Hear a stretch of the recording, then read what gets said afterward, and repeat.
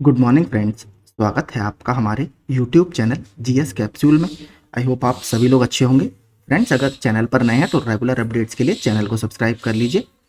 कल आप सभी को पता होगा हमारा एक केस वैसे परसों लगा हुआ था 13 तारीख को 51/13/2023, जो कि मुकेश कुमार सर वाली रेट थी। सिंगल बेंच में आपका ये केस था और इसमें विंध्याचल वाले प्रश्न को चैलेंज किया गया था। इसमें परसों करीब 15 मिनट तक इसमें बहस हुई थी। उसके बाद जो रणविजय सिंह सर का order CSC Siddharth single sir की तरफ से साइट किया गया था, जो मैंने पूरा आपको बता दिया था, उसको पढ़ने के लिए याची पक्ष ने थोड़ा सा समय मांगा था। तो जज साहब ने आधे दिन का लगभग पूरा समय दिया था उसमें, और नेक्स्ट डे हमारी कल 14 तारीख को 2 बजे सुनवाई लगी हुई थी। तो देखिए, इसमें कल ऐसा नहीं हुआ जैसे लोग उम्मीद कर रहे थे कि सीधे सीधे आके जजमेंट सुना दिया जाएगा। उन्होंने भी, याची पक्ष ने बहुत डिटेल्ड स्टडी की उस ऑर्डर की, और उस पर फिर लगातार फिर से बहस हुई है कल 15 से 20 मिनट। ठीक है, तो सबसे ज़्यादा देखिए मेरे पास जो कमेंट आ रहे थे कल, वो यही आ रहे थे कि सर इसका ऑफिशियल ऑर्डर क्यों नहीं आया, आपने केस डिस्पोज्ड बता दिया है और अभी तक साइट पे भी नहीं दिखा रहा और ऑफिशियल स्टेटस नहीं आया है। देखिए, मैंने सुबह ही डाउनलोड किया है, अभी भी अगर आप देखेंगे तो पेंडिंग ही दिखा रहा है।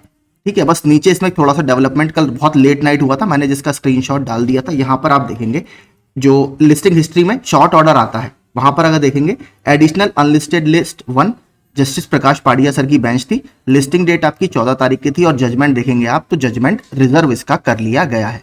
ठीक है, अब इसका देखिए सबसे बड़ा कारण क्या रहा कि ऑन द स्पॉट इसका जजमेंट नहीं दिया गया।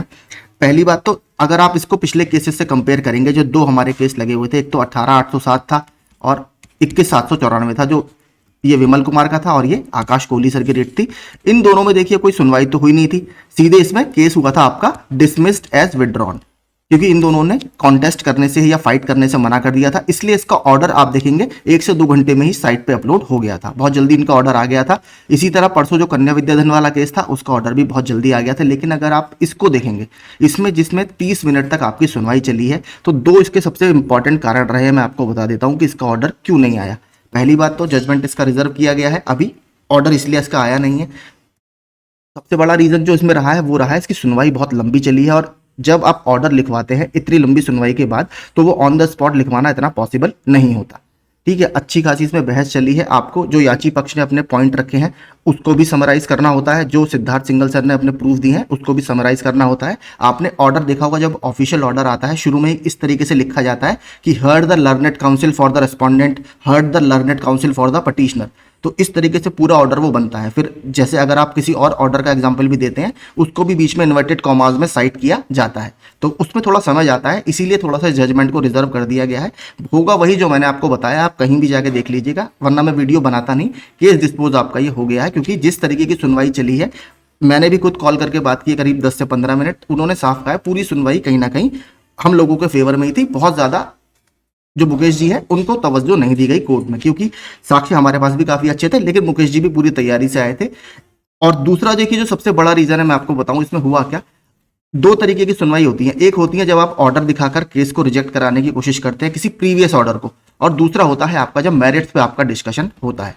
तो परसों जो हमारी सुनवाई चल रही थी, वो चल रही थी आपका बेसिकली ऑर्डर पे, जो रणविजय सिंह सर का 2018 का ऑर्डर है कि हम प्रीवियस ऑर्डर के जजमेंट दिखाकर केस को डिस्पोज करा ले जाएं। लेकिन कल जब जितना मैंने बात की, बीच में थोड़ा सा सिद्धार्थ सिंगल सर फंस गए थे कहीं पर। एक एग्जाम्पल जब याची ने दिया था, वहां पर आकर सिद्धार्थ सिंगल सर फंस गए थे।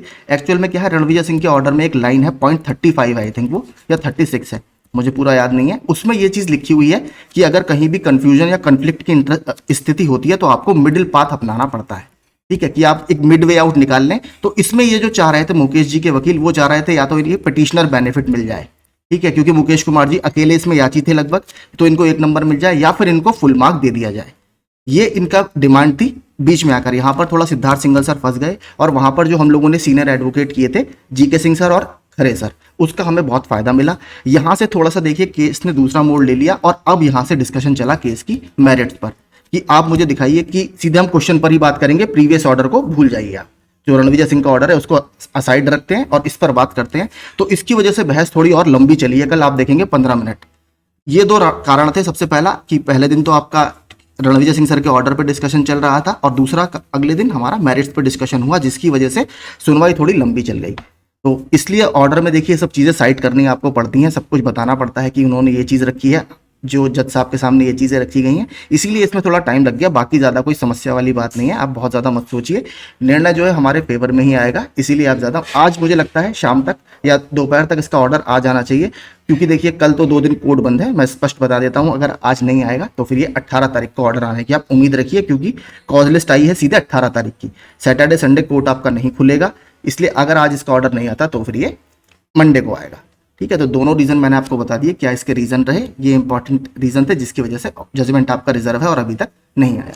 इसके अलावा कोई आपके डाउट हो तो आप मुझे बता दीजिएगा, वो भी मैं दूर करने की कोशिश करूँगा। वीडियो अच्छा लगा हो तो लाइक कर दीजिएगा। Thank you so much.